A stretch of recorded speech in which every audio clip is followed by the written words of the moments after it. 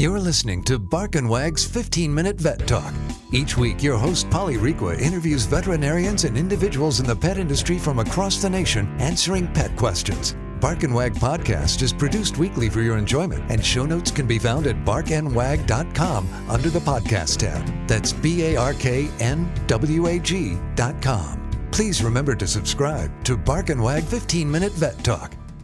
Welcome to Bark and Wag 15-Minute Vet Talk. I'm your host, Polly Requa. Today we're talking to Cindy Myers, animal listener and intuitive coach. Welcome, Cindy. Hi, Polly. Nice to talk to you again. Yes, thank you for coming back. I've been getting your emails and you are busy. Yeah, like you said, it keeps me out of mischief. Yeah. So I wanted to have you back so that you could tell all of our listeners what's going on and how they can sign up to be on your mailing list. Okay. Yeah, the easiest and best way is just to hop onto my homepage and my website, beananimallistener.com. And there's a little sign in, you just give your email and say, yes, I would like my newsletters, and you're signed up. Or on my events page is another place where you can click on if there's a webinar that you're interested in. You just click on that and register, and you can get on a list that way for webinars. But best way is to go on my newsletter list, and you get everything. Perfect. That's fun. Yeah. Great. Okay, and so I wanted to find out what all the different webinars you have coming up in the next 6 to 8 weeks. Okay. Well, the next one is coming up May 22nd, Animals and Emotions webinar. And I'm actually doing two series. One is geared towards animals, and the other one is a human version, or as I call us, two-leggers. So the next one that's coming up is the Animal and Emotions webinar on May 22nd. And that one, we just kind of go over what an emotion is and how those emotions create habits, negative habits usually, and how the emotions get stuck in the body, and that results in habits and physical issues. And then we do some demos.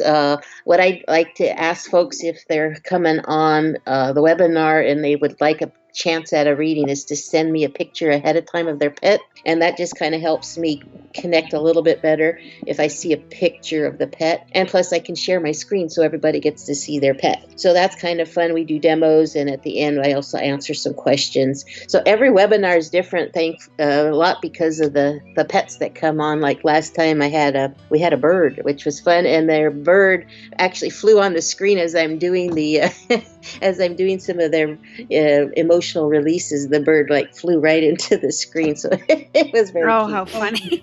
You never know what you get when you're working with animals, right? No, I'm sure. That would have been a pretty funny video. Yeah.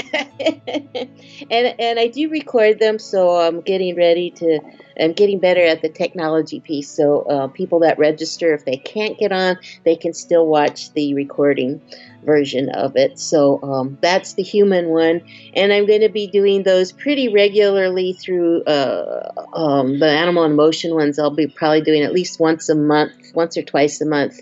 And then after this series of I call it the intuitive listening webinar for the human version.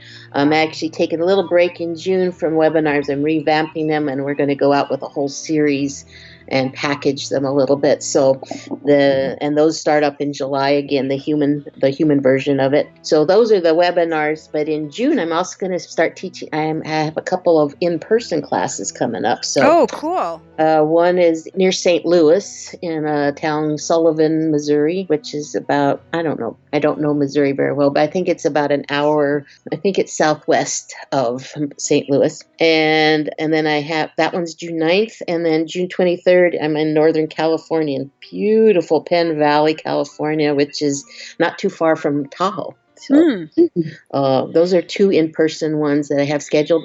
And I haven't announced it yet officially, but I'm going to be teaching one on my farm August 11th.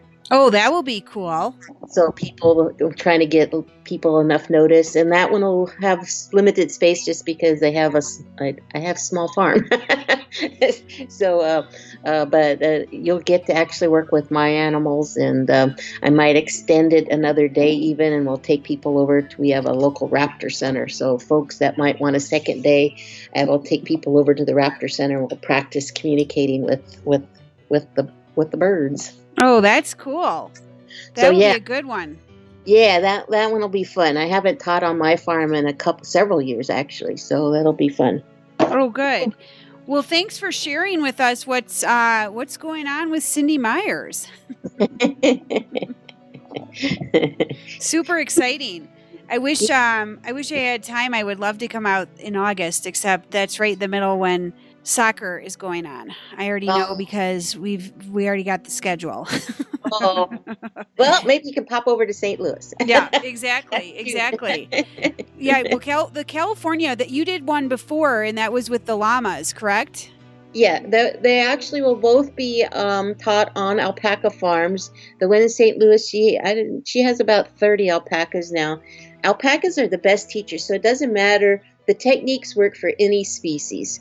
But what I have found is that alpacas are the best teachers, and it's easier for you to learn on a different species than what you're used to because we project so much of what we think the animal is saying, and it's usually wrong. So getting on a different animal is really valuable, and one that isn't your own will help people learn faster.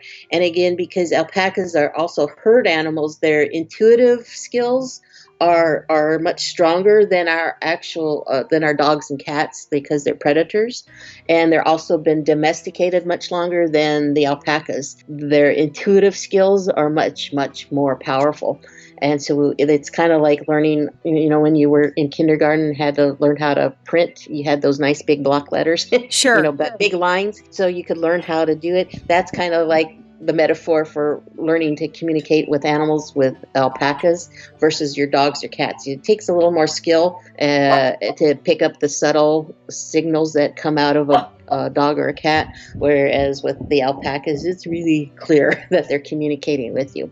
Oh, that's really cool. You're really guaranteed to get a good experience when you teach with alpacas. I know a lot of people have a resistance because they go, I don't know anything about alpacas.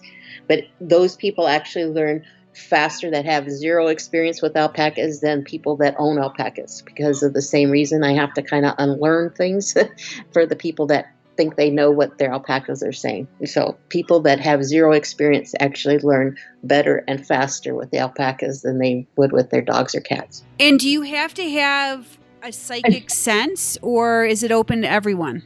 It is open to everybody, and you really these techniques are really geared for even really left brain people. So I use a muscle testing, and no, you don't do the muscle testing on the alpacas or the animals, but I teach you how to do a sway test, and which if you move forward, you get a yes answer, and you sway backwards, it's a no answer, and you connect with them. You can ask them questions, yes and no questions, by doing that.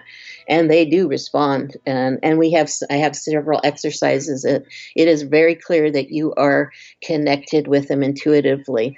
And again, alpacas are very skittish, so they will walk away from you if they don't want to connect with you. And I think I've had maybe 2 people in all the times I've taught this class that those people were so resistant of connecting with them that they did not. Everybody else has had a moment where they have totally connected with these other animals. So. Wow, that's really neat. So I'm gonna have to put that on the bucket list. Please do. Maybe just to get away from my children and dogs. And I tell you, the afternoon session, we do a little energy work with them, and I teach a little communication. But another way to communicate is through energy work.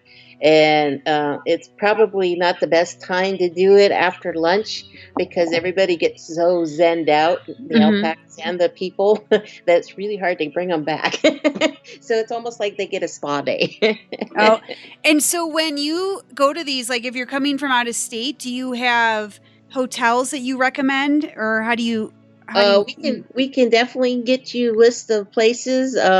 If if there's just a couple, we might be able to put up a couple people in people's homes even.